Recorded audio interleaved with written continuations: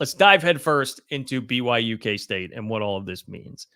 I first want to talk to you about just the atmosphere and environment because I really want to make sure that this point hits home because I think there are some people who would maybe be a little bit skeptical of this. And even I have to admit, I was perhaps I knew this was going to be an awesome atmosphere. And I was looking forward to the fact that it was a late game to get like the full picture of what Lavelle Edwards Stadium at night is like because you hear about the record and the success that BYU has had in that spot before in those games. I was like, look, if I'm going to make the effort of going there, making the trip, I need to get the full kit and caboodle. I got it. Could not have been more impressed. I still thought, uh I've seen Norman at night. I've been to a big Oklahoma K-State game at night. I've seen Boone Pickens Stadium at night. I mentioned that 2011 K-State Oklahoma State game, one of the best atmospheres that I've been a part of. I've been to West Virginia at night when the Mountaineers are ranked in the top 15. 2012 K-State West Virginia game, huge atmosphere and environment there. I've been I've been to Nebraska, I've been to a lot of really good college football environments. So I thought this will be good. I'm not sure if it will measure up to like that tier. But it does. It does. And I am not the only one who thought that. My guy Mason Voth, who is as crotchety as they come, especially in things like this, when it comes to like awarding compliments to opposing venues and opposing fans, teams, etc. You got to earn it with him. And he said that it was the best that he had been a part of. Derek Young, who's been doing this for a while, covered Ohio State, covered Iowa, has been a lot of places across the country. He said it was one of the best that he has experienced. So I just want to pass that along from everybody that I was with. The atmosphere, first of all, was great. I mean, even down to everything that's happening pregame. Cougar Canyon, like the whole area that they have there in front of the stadium is great. I mean, it's like a big block party. And when you get down to the part that has the BYU TV set up, I mean, it's like college game day. They've got their own college game day set up there, and the production and production value of everything they're doing matches up with it as well. It was so cool, and I was so blessed to be a part of that. I'm so grateful for them for asking me to be a part of that and getting on there to do a segment, which was awesome. I enjoyed that immensely, and they just treated us like royalty. My girlfriend and I who were there, they treated us so well, and everybody was so friendly and just made the experience amazing. So I am very, very grateful for that. But just first class is really what it was, a first class experience, the way that BYU does everything there. So then you get into the stadium. Obviously, you've got the mountains behind there as the sun setting, which is just picturesque. And then gets late at night. The pregame setup at night I thought was awesome. They keep it coming with energy, music. I feel like even K-State can definitely learn a thing or two from the way BYU did that and just maintaining the energy there. Instead of playing, like the Kansas Wildcat March or whatever's happening. They're playing Power by Kanye, which I love. The student section, bobbing back and forth, man. It was great. They had the lights. The transition in the third to fourth quarter out there with Cosmo on the drums. Like it's great, man. It's a spectacle. And it was loud.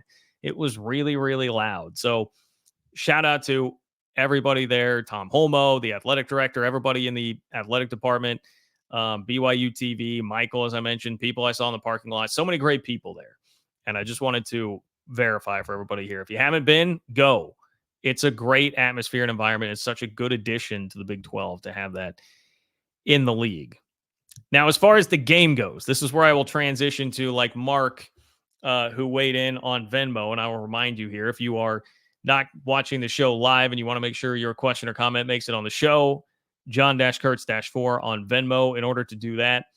Mark, I appreciate you and your generosity so much. Thank you, my friend. Mark said, hey, John, aside from a disastrous 6 minutes for K-State, how was your BYU experience? Well, I hope I just answered that. It was great. As thrilled as I am about the win, I still worry how sustainable this kind of winning is. Or do you think BYU has risen up to the realm of being a legitimate Big 12 contender? there's a reason that I wanted to kind of start diving into the game with this question, because it is easy to, especially in a game like this where, K-State did absolutely everything you could do to melt down in a 6-minute period of game time, to hand BYU 28 points, essentially. Now, BYU, I'm not saying didn't do anything in that stretch. They took full advantage of it. But you give up a fumble 6, you give up a punt return touchdown basically from the goal line. You have another interception deep in your own territory that sets up a score. Like, when you are doing things like that, that is a self-implosion. So there's an element of that. And I know that that's a lot of the focus, I think, in K-State country right now, rightfully so. But I want to start with crediting BYU, because the one thing that really stands out to me from that game is that BYU defense is legit, man. That BYU defense is good. And on the same day when SMU is busy firing up a 60 burger on Sonny Dykes and TCU, that speaks to the defensive effort that BYU put together against SMU. Now, I know, because I watched most of that game, that was TCU rumbling, bumbling, stumbling, handing a platter full of non-offensive touchdowns to SMU as well. But they were still able to move the ball pretty well. And it reflects well on that BYU defensive performance from earlier this year. And they're stout, they're tough, they're disciplined. Like, on it was just like K-State kind of got out K-Stated in the game, right? And that's what BYU has with that defense, man. I think Jay Hill is doing a great job with that defense this year, and they are much better. I came away from that game saying, like, that BYU defense is legit. People kind of wondered, like, all right, 3-0 start, that's nice. Who have you played? I think it's legit. I think you can say that. The offense, look, took what was given to them and executed very well. Jake Retzloff made a couple of really nice plays when he needed to in key spots to get touchdowns, to cash in on the turnovers. Other than that, solid run game, down 2 running backs, just kind of took what K-State was willing to give them, didn't turn it over, didn't have the Retzloff turnovers. It was the other quarterback. It was the other team giving the ball away, not Retzloff, which is progress. I still wonder about the total ceiling, I suppose I would say, like, with the BYU offense. But there's enough there with that defense and seemingly Retzloff improving and, look, gaining more confidence. Now they're 4-0 and they're ranked, and they just decleated K-State. Like, there's reason to believe that they can be a contender. So to answer your question, Mark, I think they are a legitimate Big 12 contender for now. To me, they've earned the right to be in that conversation. And that conversation to me goes like Utah tier 1, Iowa State tier 2, right behind them. You know what? I'd stick UCF in that tier as well, I suppose. Like Iowa State, UCF, kind of tier 2, and BYU maybe just a half tick behind tier 3. But really, if you wanted to just say Utah, a league of their own for right now, and then the next 3 being UCF, Iowa State, BYU, and then like the K-State, Oklahoma State winner this weekend, because one team's going to be saddled with 2 losses through the first 2 weeks of Big 12 play, and they will have a long road in front of them if they want to make it back to Arlington. Maybe you could stick like the winner of that game in there. And I know I can hear like Texas Tech and Colorado fans kind of screaming at me in the distance. I'm not ready to go there yet. That's how I would outline your Big 12 contender tiers right now. So that's what I would say, Mark. And on that, so thank you again, Mark, for your support. Mahorian chimes in and says, what is the chance that BYU Utah gets game day in Utah for the Holy War? I like that question. Thank you for your support of the channel. So we've got BYU. We've got to wait until November 9th for that game, which will be at Rice-Eccles. You've got at Baylor, definitely winnable. You've got Arizona at home, definitely winnable. Oklahoma State at home, I mean, it certainly is winnable. That's not going to be easy, but I'm looking at this right now. 9:15 start time, Big 12 after dark. Have fun. Have fun, pokes. That's what I'll say. Have fun. At UCF, that's going to be tough. So I'm looking at this like, can BYU get through unbeaten or with just 1 loss to that stretch? Maybe. It's not easy, but maybe.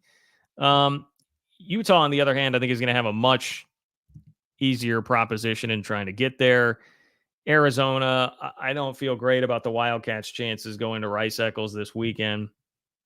At Arizona State, Sun Devils are clearly improved, but Utah is going to be a heavy favorite in that game. They should be a pretty heavy favorite over TCU at home. They're going to Houston. They should be a heavy favorite. I mean, they'll be a touchdown plus favorite in every single one of these games. So I feel pretty confident that Utah is going to get there one way or another, whether it's with Cam Rising or not, that they will get there unbeaten. And then the question to me will be, can BYU get there with one loss or fewer? You might have a shot.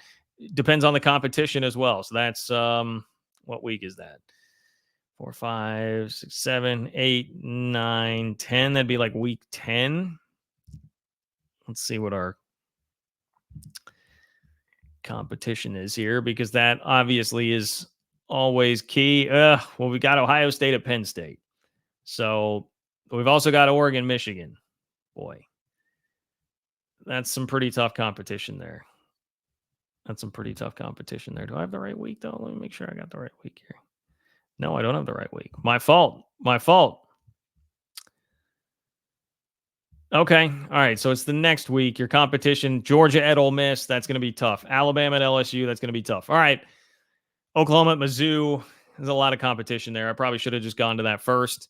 Going to be really difficult to get the College Game Day to the Holy War there, just because of the competition that is going on there.